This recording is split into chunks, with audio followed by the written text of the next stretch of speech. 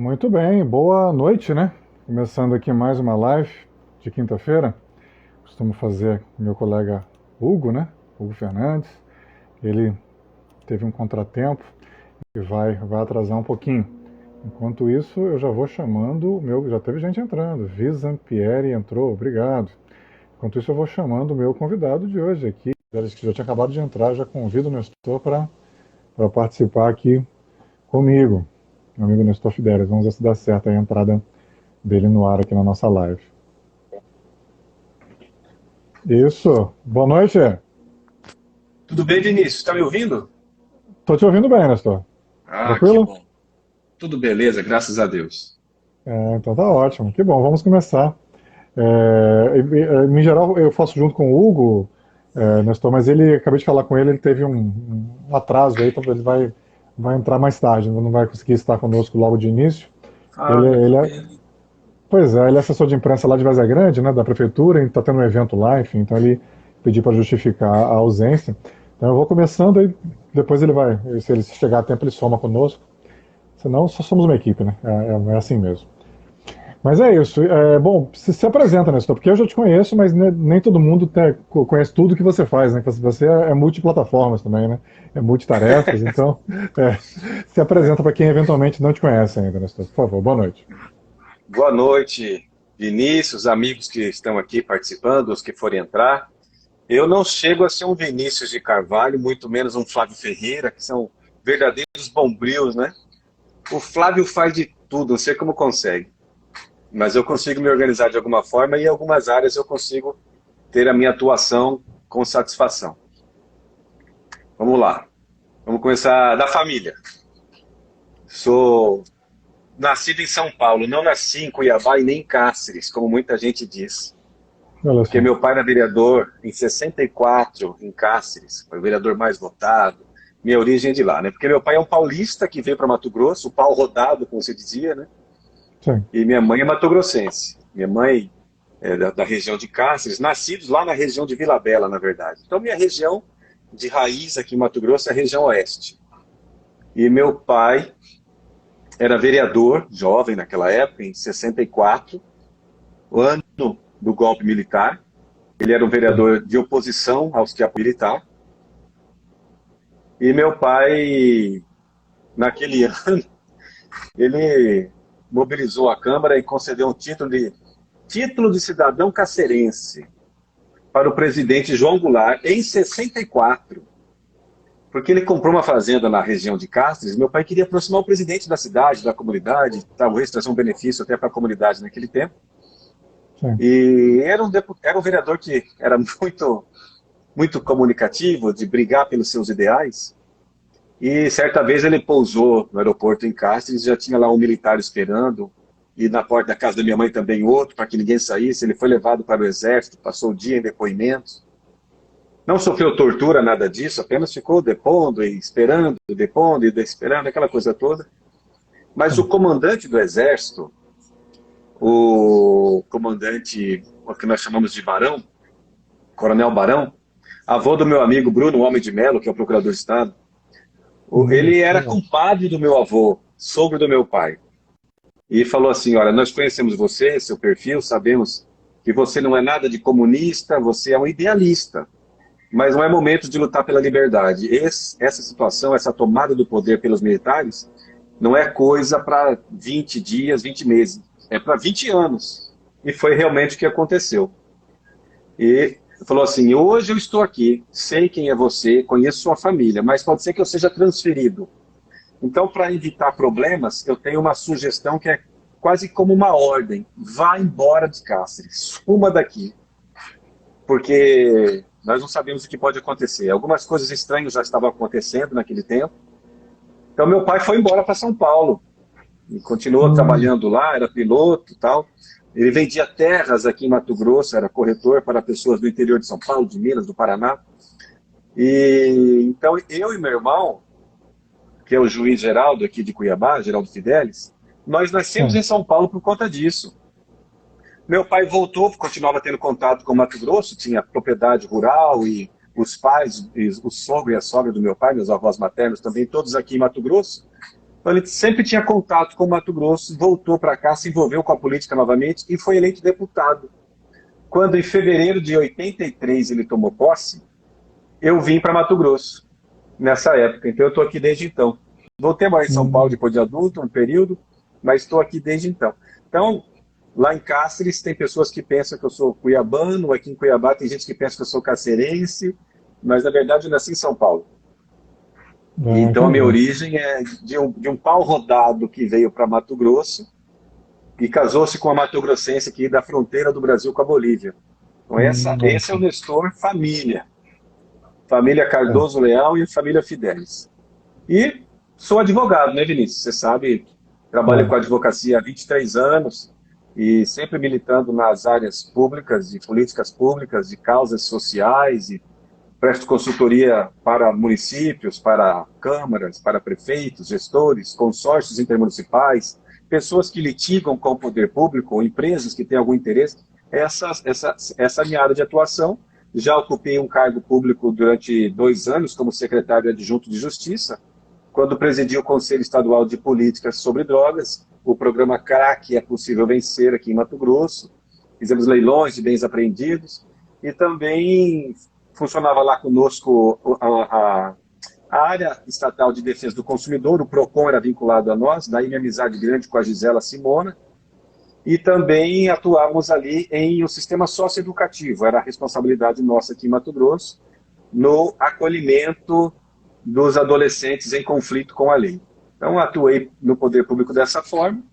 E também, como você sabe, talvez as pessoas não saibam, eu sou advogado da área eleitoral também, sempre há campanhas eleitorais, desde a eleição de 2000, eu estou sempre fazendo 3 campanhas por eleição. O Emanuel Pinheiro em 2016, depois trabalhei com ele durante 1 ano e 4 meses como procurador-geral do município. Em 2018, Pô. trabalhei na campanha de Wellington Fagundes. Em 2020, alguns municípios eu trabalhei, principalmente em Cáceres, que meu sogro foi candidato a prefeito. Então, foi uma campanha Hum, familiar. Então, assim, eu tenho uma atuação familiar, tenho uma atuação na advocacia, no movimento religioso, como espírita que eu sou, e trabalho na Federação Espírita há bastante tempo, voluntariamente. Também tenho trabalho com os conselhos de segurança comunitária. Eu estou diretor jurídico da Federação dos Conselhos de Segurança de Mato Grosso. Temos mais de 80 conselhos, órgãos que recebem a nossa consultoria, a nossa orientação, para que trabalhem de uma forma adequada. É uma das formas de participação na sociedade. Já fui professor em alguns cursos, né, dei curso de pós-graduação em Direito Eleitoral. Muitas pessoas passaram por treinamentos comigo em cursos de licitação, de administração pública, porque trabalhei durante 10 anos na hum. Associação Mato Grossense dos Municípios, né? Então ali eu fui Legal. advogado, coordenador jurídico. Então eu conheço o Mato Grosso todo, o Sebrae também durante um período prestava serviços para o Sebrae, na implantação da Lei Geral da Micro e Pequena Empresa nos municípios. Então tem assim, apesar de ser muito jovem, como você vê, né, apenas 46 anos, tem uma atuação em algumas áreas aí durante esses meus anos de trabalho.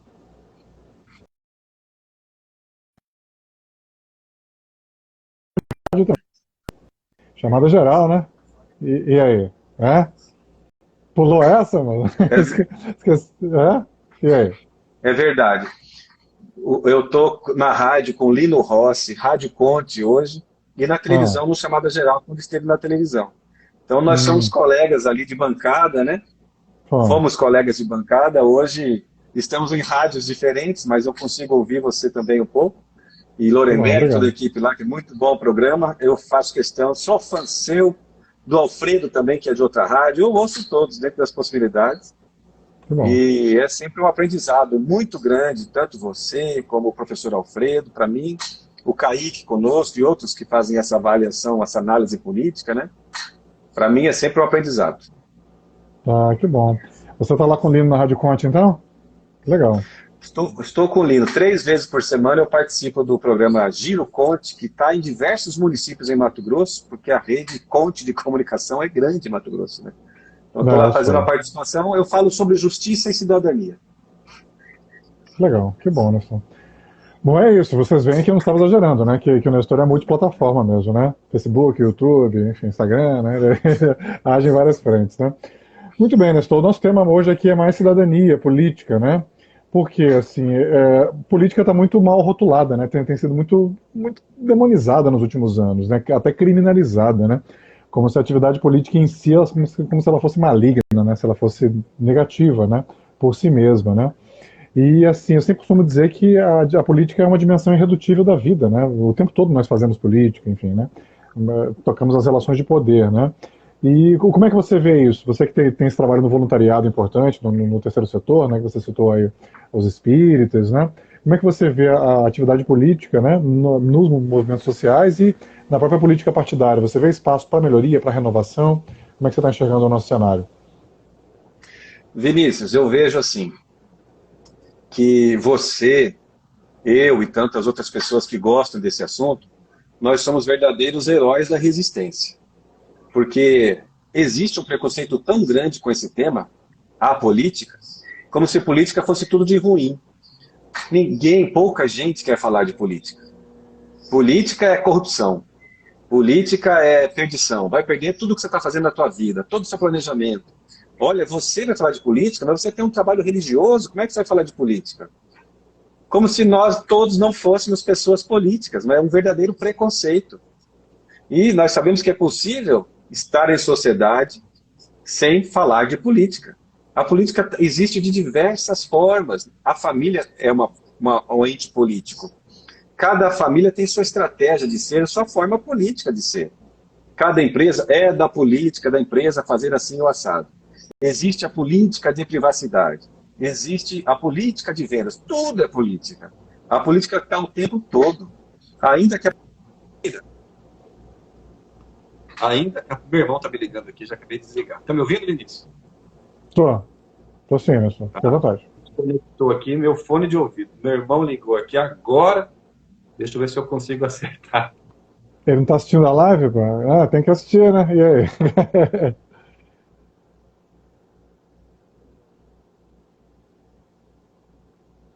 Pequeno problema de transmissão aí com o Nestor. Não sei se a linha dele está ruim. É quando recebe uma ligação. Oi, voltou ou travou aqui para mim? Beleza. Voltou. Tá me Então ouvindo? tá ótimo. Tô te ouvindo bem. Por favor, pode continuar. Então é o seguinte. Tô vendo aqui, entrou a Jerusa. Olha aqui, de novo meu irmão ligando. Deixa ele ligar, não vou atender. Ele não tá assistindo a live, não? Claro que não tá, porque tá ligando para mim. Pois Eu vou dar um tá alô para vendo? ele. Não me ligue mais. Não me ligue, estou na live. Estou aqui com o WhatsApp aberto. Por favor, não ligue mais.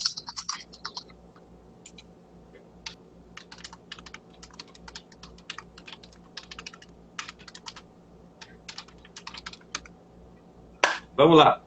Política. Muito bem. Sim, por favor. Mais uma vez, meu negócio desconectou aqui, mas eu vou tentar arrumar. Vamos ver aqui.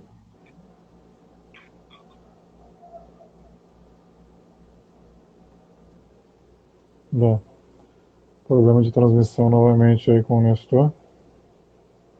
Deve ser porque ele está mexendo lá, né? Vamos ver se restaura a transmissão dele. Vamos ver que vai Bom, enquanto isso, vamos olhando. E aí, deu certo? Voltou? Me ouve? Voltou, mas tá voltando. Tá bom. Tá Então voltando. vamos. Tá voltando, eu estou vendo aqui uma mensagem aqui, ó. Reginaldo Amorim, grande Regis, ex-presidente do Misto Esporte Clube. A última vez que o Misto foi campeão, quando o Reginaldo era presidente do Misto. Depois foi só o Luverdense e o Cuiabá. Olha, a política está criminalizada, os políticos se imiscuíram-se de crime. Olha só ele colocando. É bem interessante essa colocação, porque política, para mim, Vinícius, é igual dinheiro. Dinheiro é neutro. A pessoa fala, dinheiro é sujo, dinheiro é o mal. Não é, dinheiro é bom, dinheiro faz o bem, dinheiro promove, dinheiro paga conta de luz, dinheiro traz condições de estar com estradas melhores, com escolas melhores, remuneiros hoje trabalhando no piso dos enfermeiros, salarial. Então, dinheiro é neutro, e a política também é neutra. De que vamos fazer a nova política ou a velha política, eu não acredito nesse conceito. Para mim, não é a política que muda.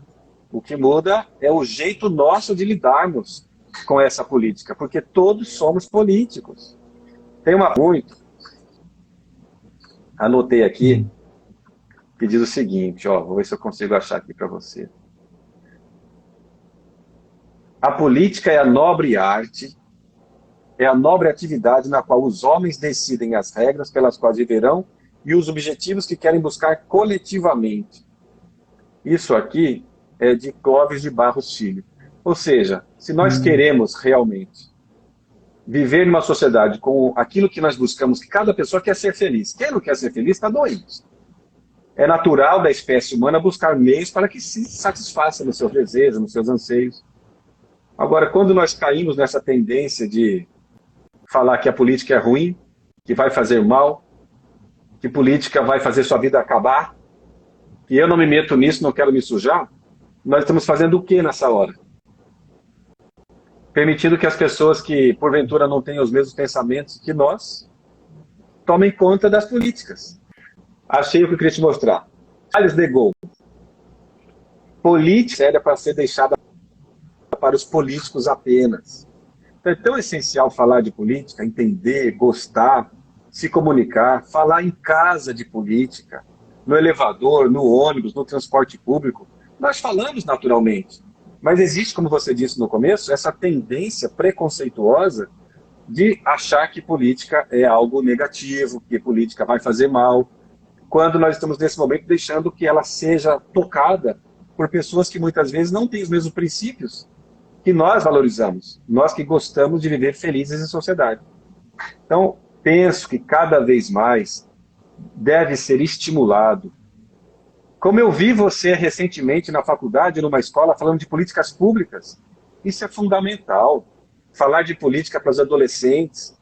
Ora, se a partir de 16 anos já podem votar, por que nós vamos deixar de falar de política com essas pessoas? Com esses seres que vão transformar a sociedade para melhor? Então, essa é a minha visão, Vinícius. Eu acho que a política realmente necessita ser trabalhada. Existiu um movimento de moralismo político lá no passado, que entendia que a política devia ser trabalhada só por pessoas perfeitas. Olha o Hugo aí. Tá vendo? O Hugo tá chique, tá no carro, né? O Hugo tá vendo? Alto nível, né? Tá certo. Né? Compromisso é compromisso, né, Vinícius e Nestor? Primeiramente, boa noite para vocês, né? Peço desculpas aqui pela minha demora, mas acho que a situação aqui explica um pouco do que aconteceu aí pro meu atraso, né? Mas eu estava num compromisso agora há pouco em VG, em Várzea Grande, e aí até avisei o Vinícius agora há pouco, falei, ó, avisa aí que eu vou dar uma atrasadinha, porque eu tô, enfim, terminando um evento aqui, né? O governador do estado acabou de assinar com o Calil Baracate aqui um convênio, né, para construção de mais uma ETA aqui na cidade, enfim, ossos do ofício, né? Compromisso de trabalho. Mas, ó, gratidão por estar com vocês aqui, poder participar e desculpa atravessar o diálogo aqui, a conversa. Mas nós estávamos falando sobre política. Você é de casa, né, Hugo? De novo esse assunto? Você não pede para entrar, né? Você é de casa, né? Você já entra, né? Já entra pela parte dos fundos, né? Entra pela cozinha, né? Eu justifiquei tua ausência, teu possível atraso, né, por razões profissionais, mas enfim. E você tá de motorista, aí tá vendo que você tá chique, aí, tá vendo? Né? Tô. Hugo, né? Tá vendo? Tem gente dirigindo. Tem alguém dirigindo pro Hugo aí, né? Tá certo. Tem nada, eu que tô dirigindo aqui mesmo, amigo. Eu não tenho motorista, não, eu sou meu motorista. Ah, você tá dirigindo? Eu tô dirigindo aqui. Um olho no trânsito e outro aqui. Ah, entendi. Então tá certo. Bom, vamos voltar. O Nestor tá terminando de responder uma primeira pergunta, Hugo, e depois eu passo para você. Tá bom? Perfeito, maravilha. Vamos lá. Por favor, Nestor, pode concluir. Perguntando sobre política e participação e o preconceito que existe nas pessoas. Realmente existe um preconceito muito grande. Em vários meios nos quais eu me movimento, percebo essa situação. Nos meus amigos que trabalham com esporte, meus amigos do movimento religioso, existe um grande preconceito com política. Mas quando nós fazemos isso, agimos dessa forma preconceituosa, quando nós deixamos que o preconceito segundo o qual política é coisa ruim, vai fazer mal, vai desviar nosso caminho, quando nós assumimos essa postura, nós estamos nos omitindo para uma missão que todos nós temos na vida, penso eu, que é de nos posicionarmos, de opinar, de elaborar, de contribuir, de semear. Ou seja, todos temos a nossa vocação, nosso modo de pensar, nosso modo de agir, e quando nos omitimos, permitimos o quê? Que as pessoas que pensam de forma diferente, não são muito as formas mais adequadas, elas tomem conta das nossas condutas, coletivamente dizendo, porque estão no poder. São os políticos parlamentares, são os políticos gestores, que muitas vezes estão ali por falta de opção. E nós escolhemos muitas vezes não quem nós queremos, mas o menos pior.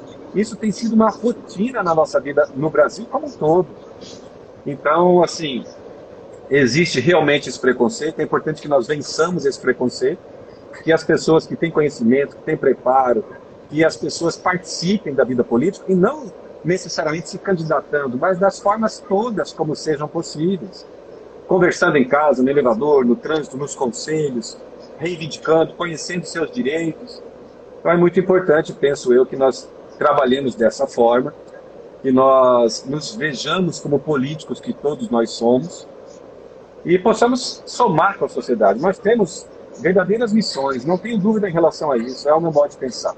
Temos muito a contribuir, cada um do seu jeito, cada um com o seu conteúdo familiar, acadêmico, moral, seja lá qual for. Mas quando nós nos omitimos, é muito pior. É verdade, Nestor. Agora, o que afasta muitas pessoas é que a política ela se profissionalizou muito, né? Ela virou profissão, né? E virou negócio também. As campanhas encareceram demais, né? O problema da política começa muito nas campanhas. Né? As campanhas ficaram muito caras. Criou-se, eu costumo chamar que existe uma indústria do voto, né? O Hugo, que trabalha com campanha, pode testemunhar isso melhor, ele vive isso de dentro, né? Mas, assim, você tem que ter líder comunitária, a própria mídia, né? Tem uma série de situações ali que você precisa ter muito dinheiro, né? A democracia tem seus custos em qualquer lugar do mundo, né? Mas aqui no Brasil as campanhas encareceram demais e a maioria das pessoas investe em campanha esperando ter um retorno, né? Como se investe numa empresa, né?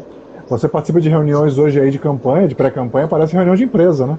Olha, eu tenho 5 milhões já de orçamento levantado, fulano vai dar 1 milhão, ciclano vai dar 1 milhão e tal. Com isso eu contrato X lideranças, garanto X votos, enfim. Parece uma discussão empresarial, né? Como é que você vê essa questão da profissionalização da política, ela virar profissão, e também do negócio, dessa mercantilização da política, né, senhor? Olha, tem duas questões que eu vejo com muita clareza em relação a esse assunto. Primeiro que as regras, as normas... Tem um amigo meu que escreveu um livro, inclusive, sobre as regras do jogo político e fala sobre isso. Metajogo, né? Eu já li esse livro aí, é bom, hein, Nestor? Tá vendo? Esse livro é bom. Obrigado. Tem que fazer propaganda mesmo. É verdade. Mas olha, a quem interessa não ampliar a participação das pessoas comuns no jogo político. A quem interessa fazer leis de retaliação quando seus interesses privados, particulares, são afetados. Vejamos que ainda ontem falava-se em diminuir a idade dos ministros do STF, porque tecnicamente eles julgaram aquela situação na qual entenderam que não cabe no Brasil mais, depois da Constituição de 1988, ainda mais agora em 2021, falar em orçamento secreto. A transparência é base de todas as normas, principalmente da lei maior, que é a Constituição. Então nós devemos ter leis abertas, atividades públicas abertas, orçamento, quanto mais participativo, melhor. Fala-se tanto em portal de transparência e ainda hoje os deputados que legislam muitas vezes em causa própria, querendo criar coligação novamente para poder se manter no poder. Se não fosse esse bicameralismo, houvesse uma outra Câmara, que no caso é o Senado, né, para fazer esse peso e contrapeso, nós estaríamos cada vez mais ainda vivendo o afastamento das pessoas da participação política, política partidária, política eleitoral como um todo. Então agora, vejamos, criam-se leis para se beneficiar daqueles que estão no poder e dificultar cada vez mais que novas pessoas participem do jogo político. E como você estava dizendo, além disso tudo, existe uma verdadeira profissionalização das campanhas eleitorais. Imagina uma pessoa comum no Brasil, diferente da Dinamarca, em que um professor e um deputado têm o mesmo vencimento, que o transporte público é igual para todos. No Brasil, um professor, para se tornar candidato e ter condições de disputar em pé de igualdade com seus colegas de partido ou de outros partidos, como é que ele vai levantar recursos para fazer todo esse investimento em campanha eleitoral se ele ganha muito pouco? Então, aquilo que você falou, vai falar de uma reunião, já se fala em milhões. Então é necessário que se movimente de tal forma para chamar a atenção de pessoas que pensem como ele, nesse caso o exemplo nosso do professor, para que possa se viabilizar, ter condições de ter um bom jornalista, um bom marqueteiro, alguém que cuide das suas redes sociais, alguém que oriente seu posicionamento político, alguém que faça sua defesa jurídica, um advogado, quem faça seu trabalho de prestação de contas. É uma gama de necessidades que existe para cada candidato, não só candidato a prefeito, governador, senador, candidato a vereador, se quiser ter sucesso, raramente consegue fazendo com filmagem só com seu próprio celular. Né? Naturalmente, para que concorra em pé de igualdade com os outros, tem que investir, e isso requer recursos financeiros. Então, é necessário então, que ele se apresente, que ele demonstre quem é, não apenas no período eleitoral, não tem jeito, mas é uma construção de reputação, de conduta, de seriedade, de demonstrar sua confiabilidade ao longo de sua vida toda, para que possa receber condições de trabalhar. Porque esse fundo eleitoral, também nós sabemos, que não chega na ponta muitas vezes. Na última eleição municipal de 2020, candidatos a vereadores não viram a cor do dinheiro. Muitas vezes esse dinheiro ficou com a presidência do partido, que investiu onde eles pensam que seria mais interessante investir. Por quê? Não existe uma regra muito bem delimitada e cumprida para onde deve ser destinado esse recurso público do fundo eleitoral de campanha. Então, os desafios para entrar nesse jogo político são gigantescos. Isso muitas vezes afasta a pessoa de bem, a pessoa comum, de querer se colocar como alguém para disputar uma eleição. É verdade. Hugo, nosso Luciano Huck, ele tá parecendo o Luciano Huck, né, que entrevista a turma no carro, assim, né? O Gugu Liberato também. O Hugo tá nessa linha hoje aí. Loucura. Tá vendo? Não, bacana, eu acho muito interessante esse debate. Acho que as ponderações aí do Nestor são muito pertinentes, né? As colocações dele. O Nestor também é uma pessoa que tem experiência em campanhas, inclusive trabalhamos em uma campanha juntos, né, Nestor? A campanha de 2016, a prefeito do Emanuel Pinheiro, né? E quem participa de um processo eleitoral entende muito bem como é que é esse mecanismo, né? Como é que funciona esse sistema pelo lado de dentro, né? E de fato, realmente é um sistema que privilegia e beneficia aqueles que podem mais, né? Aqueles que têm mais dinheiro. Então a minha pergunta vai justamente nesse sentido, Nestor. Como o mandato, né? A vida, a participação política é um exercício de cidadania. Muitas pessoas confundem, né? Dizem assim, eu tenho ojeriza, eu tenho nojo à política, odeio política.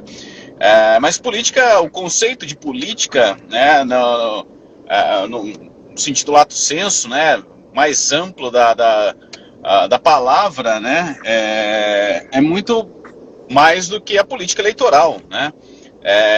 Existe a política da boa vizinhança, né, você tratar o seu vizinho com cordialidade, com respeito, tudo isso é política. E como que o cidadão que tem ojeriza aí a política eleitoral, né? Não gosto de eleições, não gosto desse negócio de política. Como é que eu posso atuar politicamente no exercício de cidadania e de controle social hoje com as tecnologias? Queria que você dissesse um pouquinho para a gente aí como que você pensa que a tecnologia pode ajudar nesse exercício da cidadania. Olha, a pergunta é muito interessante, porque nós vivemos agora, nesse momento, uma situação que muitas vezes nos leva a adquirir ou então aumentar em um grave mal para a nossa saúde, que é a ansiedade. E nós temos uma avalanche de recursos, de redes sociais e de necessidades e de notícias rápidas que chegam, que nos levam muitas vezes a não aproveitar o lado bom disso tudo e cairmos em ansiedade, em síndromes das mais diversas, de pânico e tudo mais. Para ter uma noção, eu estava assistindo um filme pelo YouTube em casa, uma entrevista com o Renato Teixeira, que eu gosto muito, quase 2 horas de entrevista, muito rica a entrevista em termos de música popular brasileira. A minha filha chegou e falou assim: pai, como é que você consegue escutar tudo isso durante tanto tempo na velocidade normal? Eu falei, como assim? Ela falou, eu coloco mais rápido. O jovem hoje não escuta na velocidade normal. Além de se comunicar com palavras cortadas, eles cada vez mais estão com uma ansiedade, uma ânsia de fazer, de realizar, de ouvir e de já passar para outra situação, porque vivemos nessa avalanche de tecnologia que nos estimula a passar o dedo, já ver outro, sem ver o fim, sem ver conteúdo, sem ver profundidade. E tem muita gente se comunicando em redes sociais e criticando e caindo em armadilhas de fake news, porque não veem o conteúdo, não aprofundam em nada. Às vezes lê só alguma coisa que, sem checar se é verdade ou não, e passam adiante. Então veja só, o que o Hugo está colocando é muito interessante, porque as redes sociais também são muito valiosas e bem utilizadas. Todas elas, cada uma com suas características, por isso que cada uma alcança um tipo de faixa etária. Todas elas podem sim ser utilizadas para fomentar a análise mais aprofundada, talvez fora das redes sociais, muito provavelmente, dos temas que são sensíveis para nós. É muito importante que nas escolas, os adolescentes, os jovens na faculdade, veja essa situação toda que nós temos agora na Suíça, lá, a COP26. Quanta coisa rica! Quantas pessoas foram lá e falaram a verdade, outros fingiram, maquiaram dados, mas o discurso de Barack Obama é algo para ser estudado e analisado. É muito sério o que está sendo colocado ali. É a nossa vida no planeta. Então isso tem que ser trabalhado. Isso começa no lar, na coleta seletiva, em diversas formas de atuação. Então nós temos muito como participar da vida social, mesmo que as redes sociais sejam mais utilizadas para entretenimento, sem dúvida, nós temos sim condições de utilizá-las para fomentar alguns assuntos, para os professores aproveitarem a tônica de uma entrevista, alguma coisa, e fomentar em sala de aula trazer esse assunto. Ou mesmo pai e mãe conversar em família, pega um assunto que surgiu em rede social e troca ideia, nem que seja durante a refeição. Isso também é política. Nós vivemos política o tempo todo, no elevador, na reunião de condomínio, nos conselhos de segurança. Eu trabalho muito nessa área dos conselhos de segurança, nos conselhos da comunidade, nas associações.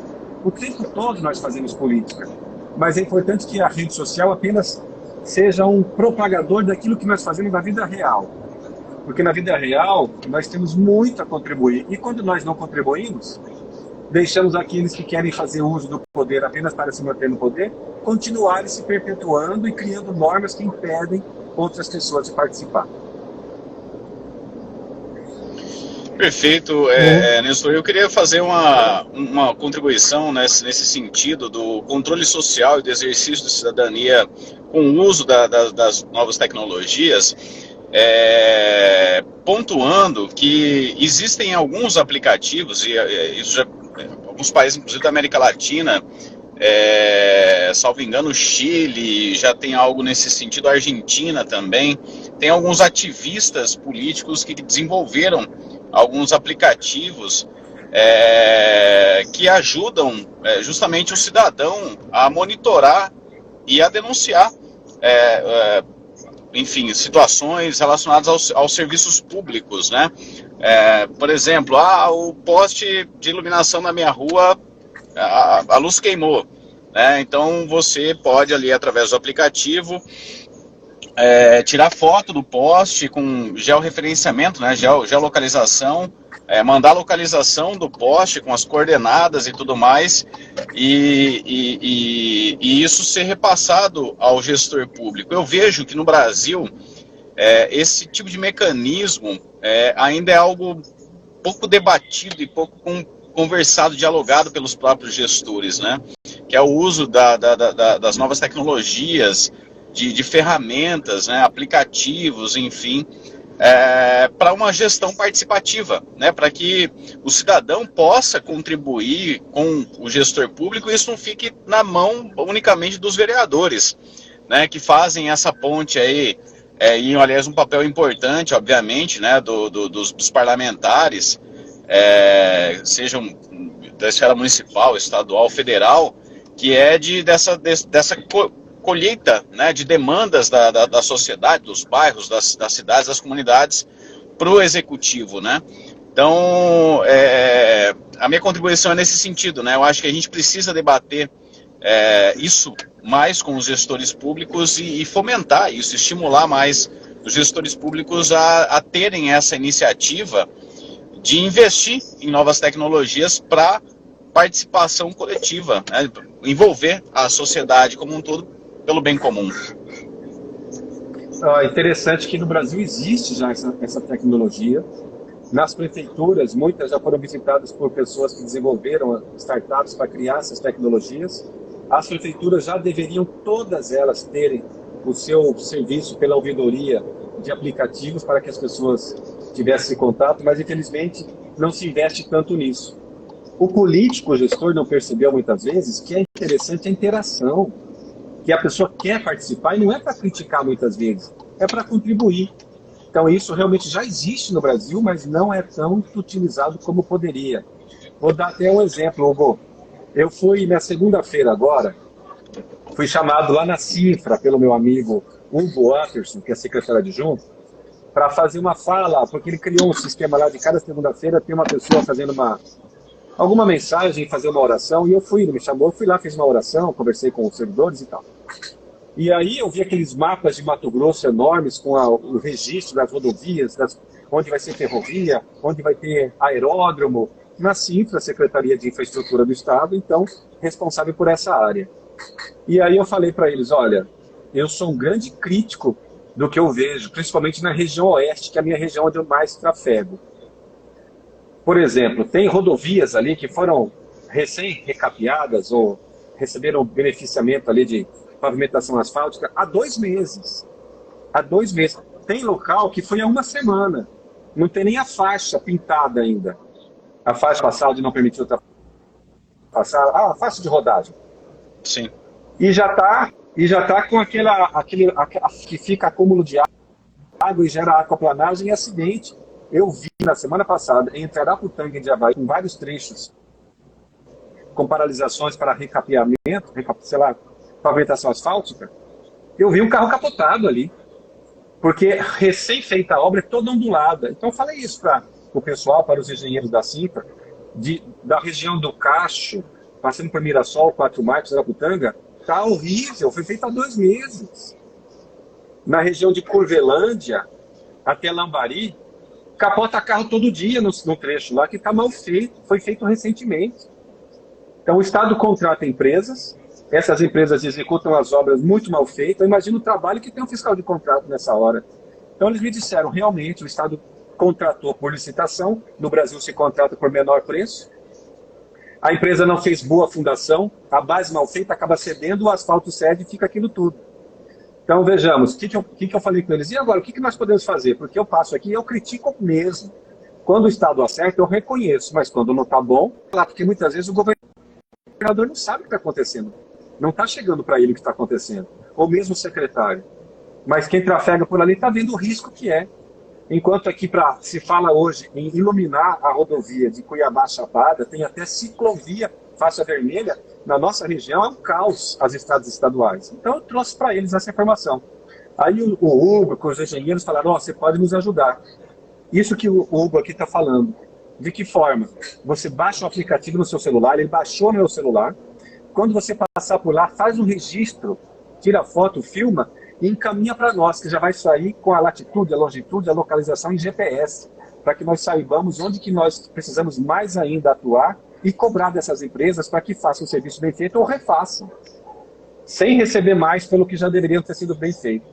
Então vejamos, nós temos meios mais diversos e a cada vez descobrindo mais formas, não somente de criticar, mas de participar, de colaborar, de tentar ajudar de alguma forma. Perfeito. Ok. Vamos lá então, né? Estamos com uma audiência boa aqui, qualificada, né? Como sempre costumamos ter, né? O Hugo traz o pessoal dele, eu trago o meu, né? O Nestor também seguramente está trazendo, né? Também o público dele. Até a Gisela Simone estava aqui. Não sei se ela ainda está. Vamos ver quem está no momento aqui, até para valorizar. A Marilza, a Jude, né? Lá de Vaza Grande, que está sempre presente, Cibele, Nádia, Jerusa, o Reginaldo, né? Que também são os que estão conosco agora. A Gisela fez uma pergunta, Nestor, para você, se você se considera mais progressista ou conservador. Muita gente acha que essa discussão direita e esquerda está ultrapassada. Como é que você se posiciona nesse debate, Nestor? Eu concordo com quem pensa que a discussão direita e esquerda não existe mais. Isso já se passou há muito tempo. Bolsonaro, por exemplo, se coloca como político de direita, né? Mas ele está criando mais um Bolsa Família, que é uma política social-democrata. Então, E, na verdade, ele disse agora que ele é centro, né? E sempre esteve em partidos de centro.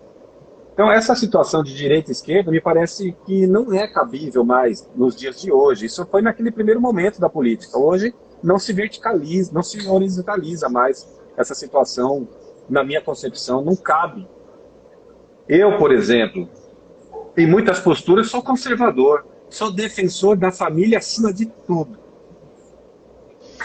Se dizem Deus, se dizem Brasil, eu falo família, que é a realidade. A família do jeito que é, com as nossas dificuldades, nenhuma família é perfeita, todos temos dores, dificuldades, discutimos, brigamos, ameaçamos separar, voltamos de novo, divorciamos, casamos, tentamos. Somos seres comuns, tudo acontece na nossa família. A tendência natural do ser humano é ser um ser gregário e buscar conviver.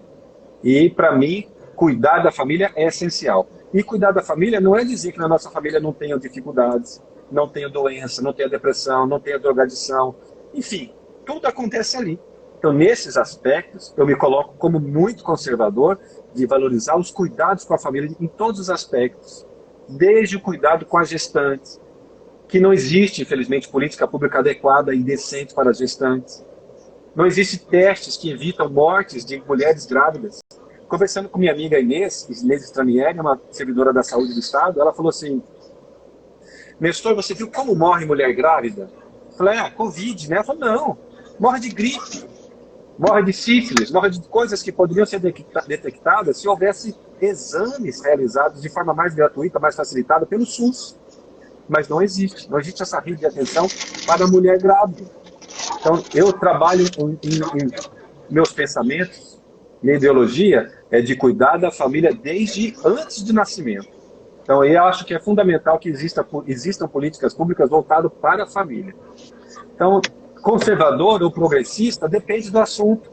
Eu não me vejo enquadrado neste rótulo ou naquele, mas em determinadas situações me coloco um pouco mais vanguardistas, em outros mais moderado, em outros mais conservador, mas penso que, particularmente, pela minha atuação religiosa, esportista, profissional, como voluntário, sempre valorizando a família. Então, isso é o ponto principal para mim. Agora, naturalmente que, por exemplo, aborto. Sou contra o aborto. Sou contra o aborto totalmente. Na minha visão, é um assassinato, é um homicídio, é um infanticídio contra um ser que não tem como se defender. Sou contra. Para mim, as mulheres têm direito, as mulheres conquistaram sua posição na sociedade, mas sou adepto ao pensamento segundo o qual nós não podemos dizer que eu sou dono do meu corpo, faço o que eu quiser. Porque a criança, o ser, desde o feto, desde a concepção, já é um outro ser. Então eu não estou fazendo com o meu corpo, estou fazendo com alguém que é inocente. E não é matando alguém que eu vou resolver uma situação, muitas vezes, que é feto gerado de um estupro. Sou contra aborto, mesmo em caso de estupro. Se não quer criar essa criança, tenha o bebê e doa. Dá para adoção. Existe uma fila imensa de pessoas querendo adotar. De pais, de mães que não conseguem ter filho naturalmente. Então, assim, dependendo do assunto, eu sou mais conservador. ou sou mais vanguardista, sou mais progressista. Entendi. Bom, eu acho que a Gisela se sentiu satisfeita, né? Uma outra pergunta, Nestor. Amanhã teremos eleição na Ordem dos Advogados do Brasil, né? Aqui de Mato Grosso. Você é advogado, né? Como você se apresentou. Tivemos a oportunidade de entrevistar o Pedro Paulo aqui, né, Hugo? Uma articulação que o Hugo fez. Tentamos a Gisela, né, Hugo? Mas não deu, né? Enfim, né? Tentamos por várias vezes, inclusive. Eu falei, inclusive, ontem com a Isa, minha colega Isa Souza, nossa colega, a Isa Souza, que assessora a Gisela. E ela disse, olha, impossível. A Soraya também, nossa colega Soraya, também conversei com, olha, depois que ela estiver eleita, aí a gente dá a entrevista da vitória. Ou seja, eles estão bastante confiantes, né? Bom, eu disse, de qualquer maneira, o espaço aqui está sempre aberto, né? Mas, perdão, e aí, Nestor? Você acha que, como é que a Gisela, Pedro Paulo, já emendando aqui, contribuindo com a pergunta do Vinícius, eu também tenho essa curiosidade, como que você está se posicionando aí nesse pleito interno da Ordem? Isso. Olha, eu participo de eleição da OAB desde que eu sou estagiário, desde que eu era estagiário, lá no escritório do Ciel Tavares, sempre estive envolvido com eleições, porque gosto de política, e política interna, como que eu estava longe? Nunca, sempre participei. Então, já tive ali, naquela época, quando eu era estagiário, quando nosso grupo elegeu Rubens de Oliveira, hoje desembargador, depois de muito tempo que estava um outro grupo, ligado ao meu pai, inclusive, da ex-presidente Maria Helena, nossa amiga, mas naquela ocasião nós conseguimos eleger Rubens de Oliveira, depois do Ciel e Fayad, enfim. Já me coloquei como oposição, fui oposição do grupo que... Já me posicionei contra em muitos aspectos, em outras eleições, mas já estive também participando de algumas gestões. Já participei de diversas comissões na OAB, em diversos momentos. E eu vejo o seguinte, que ideal é que a classe esteja unida e cada vez mais sendo protagonista das discussões na sociedade. A OAB é um órgão essencialmente defensor da democracia, das liberdades democráticas, dos direitos e também da defesa do seu próprio profissional, dos seus membros. Então isso deve acontecer cada vez mais e cada vez mais se aperfeiçoando. Dentro do sistema OAB, dentro da ordem, existe um vasto campo para atuação para aquele que queira contribuir. Muitas vezes, contribuindo ali, a nossa ideia não vai ser a ideia vencedora, mas existe campo, existe possibilidade sim de participar, seja nas comissões temáticas ou fazendo parte de chapas que sejam eleitas para os conselhos, conselho estadual, federal. Minha experiência pessoal, vou dizer aqui, hoje eu participo em 3 comissões, eu participo da Comissão de Direitos Humanos, da Comissão de Políticas sobre Drogas, que sou presidente, e da Comissão de Direito Eleitoral. Temos muitos amigos ali voltados para o estudo, para trazer a possibilidade de estudo, de ampliação da participação da advocacia. E é muito enriquecedor para mim trabalhar e participar com esses colegas. Penso que quem quer participar, se apresente. Se apresente, se coloque e dê sua contribuição. Fazendo parte deste grupo, algumas vezes a minha colocação não foi vencedora. Me posicionei em respeito a algumas situações e não gostei da decisão da gestão. A gestão, formando maioria, ou a decisão de diretoria, foi por um caminho que para mim não era o mais adequado. Nem por isso deixei de participar. Estou dentro, opinando, deixando, sou voto vencido, mas estou votando, estou participando. É assim que eu penso. Gostaria muito que nós pudéssemos trabalhar todos em conjunto. Mas é da democracia também que outras pessoas formem chapa e se candidatem. Quando o Léo foi eleito presidente, Leonardo Campos, havia uma grande expectativa porque Fayad tinha sido um bom presidente, da mesma forma Cláudio Stabile, Maurício Alves, meu amigo também. Então, assim, havia grande expectativa. E, para minha surpresa, ainda que eu não concorde com tudo, hoje eu digo que Léo Capataz foi o melhor presidente que nós tivemos, porque ele reúne múltiplas possibilidades, qualidades que fazem dele um grande presidente. Repito, ainda que eu não concorde com tudo, para mim é um cara muito bom na presidência, um gestor, um líder, muito bom. Mas eu acredito realmente que a Gisela Cardoso, junto com o Ford, esses dois formam uma parceria, junto com toda a equipe que está ali também, que ela, principalmente, é uma líder natural, que ouve as pessoas, que tem sensibilidade e tem liderança. Participa e é muito transparente. Eu conheço a Gisela particularmente, o Marlon, seu marido, o escritório onde eles trabalham, sei das suas qualidades, sei que tem outras virtudes por serem melhoradas ainda mais, mas eu estou muito tranquilo de torcer pela Gisela. Mas também critico a OAB quando cerceia o direito de pessoas votarem porque estão pagando a OAB de forma parcelada a sua anuidade. Eu não vou votar. Porque no começo do ano, em janeiro ou fevereiro, nós optamos em pagar a anuidade de uma parcela só ou parceladamente. Eu opto todos os anos por pagar em parcelas, cerca de R$80 por mês. Minha parcela vence dia 28.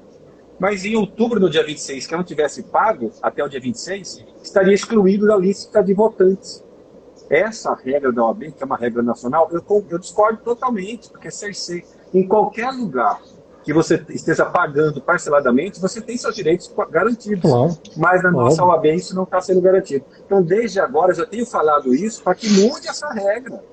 Eu queria votar muito. Eu não vou poder votar, porque eu não estou na lista de aptos a votar, porque eu pago parceladamente minha anuidade. Então, assim, estando dentro, nós falamos, criticamos, somos ouvidos. E quanta coisa nós conseguimos já. Eu me lembro, Vinícius, que eu estava em janeiro, dia 2, 3 de janeiro, na praia com minha família, e chegava a intimação do Tribunal de Contas para defender algum gestor, algum município, eu tinha que deixar minha família na praia e ficar no hotel trabalhando. Então nós lutamos ao longo do tempo para que conseguíssemos que os advogados tivessem um recesso forense, que existe na Justiça, também no âmbito do Tribunal de Contas. E eu pudesse ter um mês de férias com minha família sem chegar prazo para cumprir. Então, assim, estou dando um exemplo de uma coisa, mas são muitas. Recentemente, junto com o Maurício Magalhães e o Leonardo Campos, estivemos com o presidente do Tribunal de Contas, Guilherme Maluf, apresentando sugestões de alterações no regimento interno do Tribunal de Contas, para que o advogado seja respeitado de diversas maneiras. E a sociedade, o jurisdicionado, o processado, tenham condições melhores de se defender. E temos sido atendidos. Então, vejamos, temos muito a avançar no dia a dia, sem dúvida. Mas eu tenho convicção de pedir agora para o advogado, meu colega, vote em Gisela e no FOR.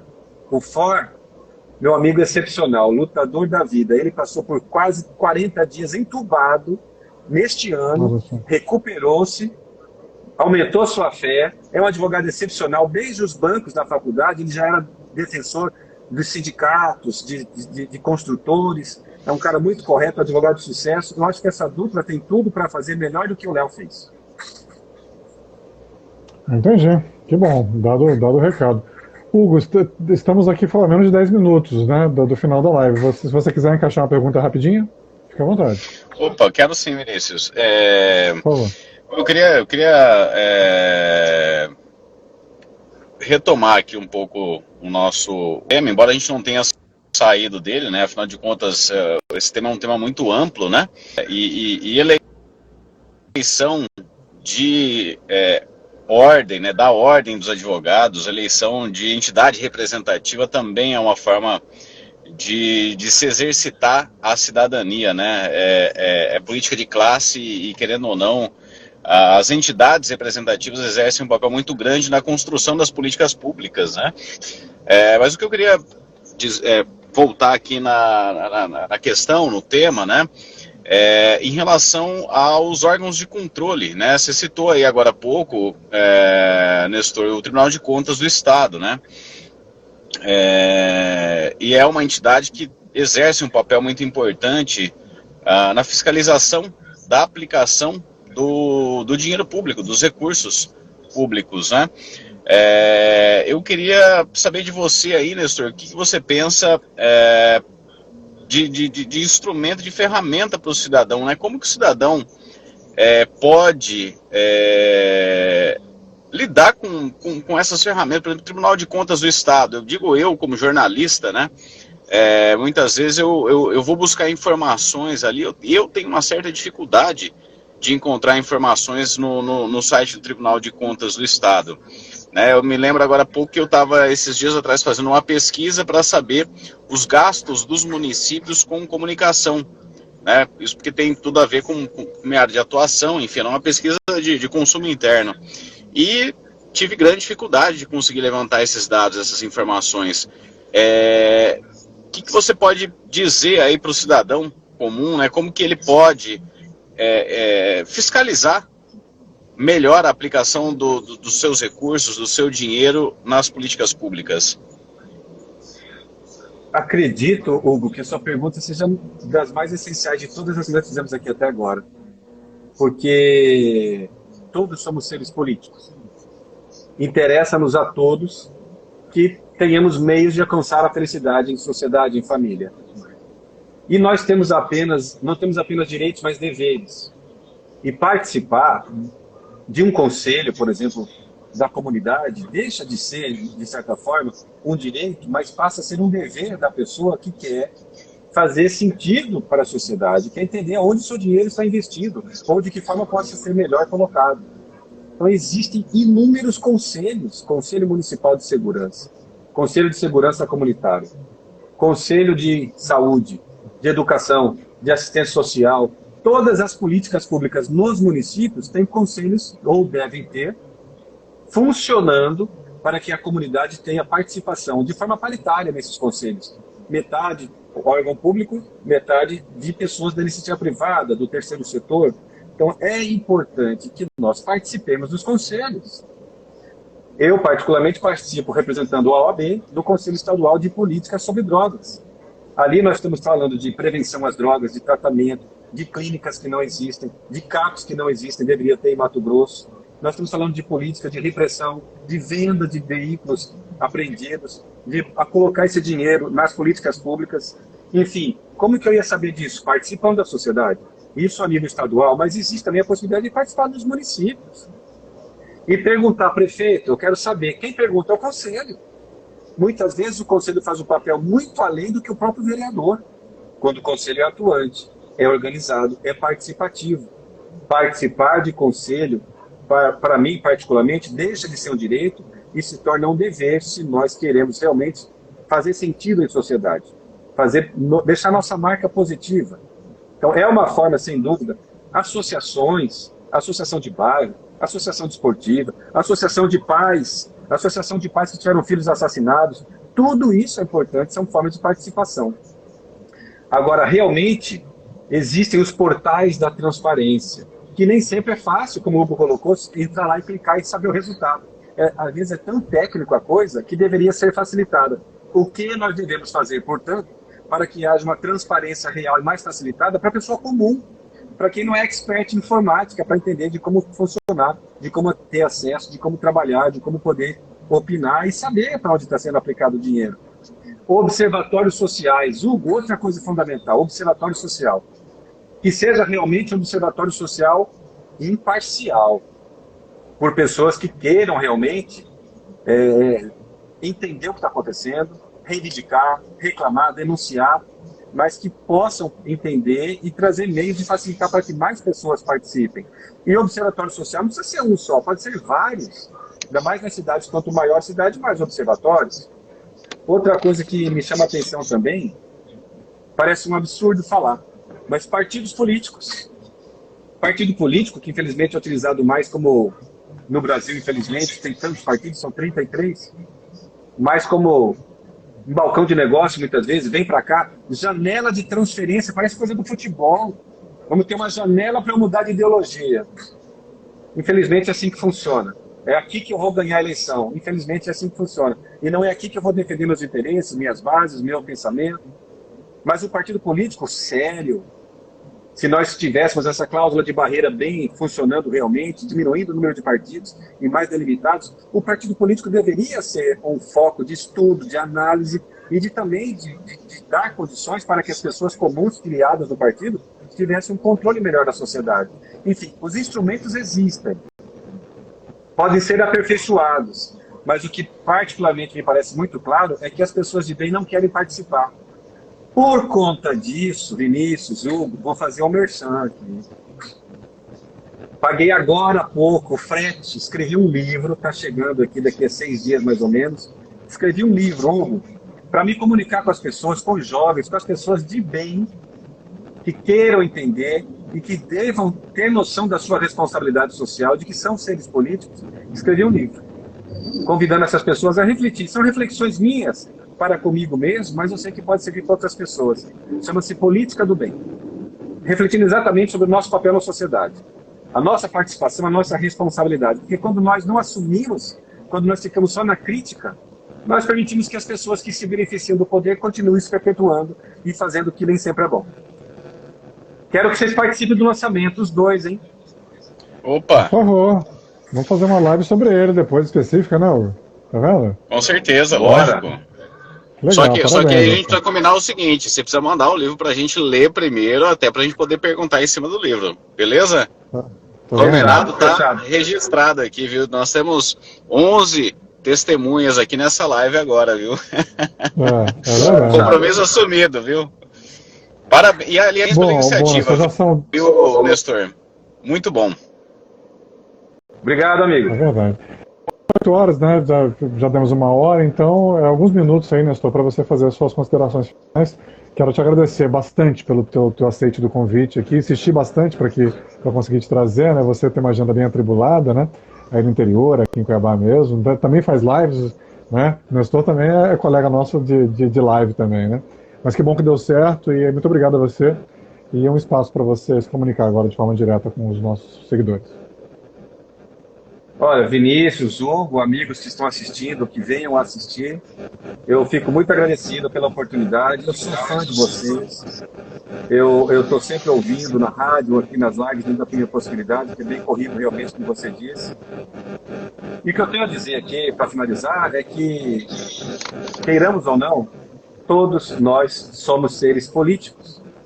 E todos nós temos condições de contribuir de alguma forma para aquilo que nós acreditamos que seja o melhor para a nossa família, para o nosso bairro, para a nossa cidade, para o nosso estado, mas acima de tudo para as nossas consciências.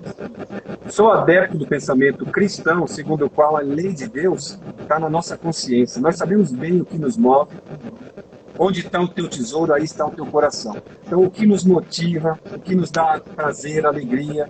E nós sabemos sim que existe uma força dentro de nós e que se nós somarmos em pessoas que pensam conosco, entrem nessa sintonia de ideais, nós podemos sim melhorar a nossa sociedade de diversas formas. Então, é essa a reflexão que eu queria deixar, agradecendo novamente aos amigos aí e dizer que estamos aqui à disposição. Ok, obrigado, Nestor, novamente. Hugo, obrigado aí pelo teu esforço, né, de ter feito aí do carro, né? Agora que eu vi por que eu achei que você estivesse motorista, porque a imagem está invertida, né, para nós aqui. Então parece que você está na mão inglesa, né? Parece que você está do lado, Ele tá do em lado Londres. direito do carro. Pois é, Várzea tá vendo? Tá na Grande, mão Várzea inglesa. Grande, você sabe como é que é, né? O negócio em Várzea Grande é tudo diferente. Então é por isso, Vinícius, está explicado. É o reino de Vadiu, né? Acho um colunista social que falei o reino de Vadiu, né? Em relação à Várzea Grande, né? Mas obrigado a você aí pelo teu esforço, né, por ter feito, né, em trânsito. É sempre muito bom. Obrigado mesmo. E obrigado a todos, amigos, né? Então essa live vai ficar disponível aqui no Siga Vinícius de Carvalho, no feed, né? Como ficam todas, acho que o Hugo faz lá pelo dele também, o jornalista Hugo Fernandes ficam lá também, né? Agradeço a vocês, Nestor, Hugo e todo mundo que nos acompanhou. Uma audiência boa, estamos com 10 agora, mas deve ter dado aí, temos a Valtenizo, Moisés, Clarice, né? Gitrojan, enfim, muita gente boa. Mas deve ter dado aí perto de 100 pessoas, viu? Umas 70, 80 pelo menos deu ao longo da live toda. Um público bom. Tá certo? Obrigado, amigos, e até a próxima quinta-feira. Um abraço. Abraço! Tchau, gente. Boa noite. Boa noite.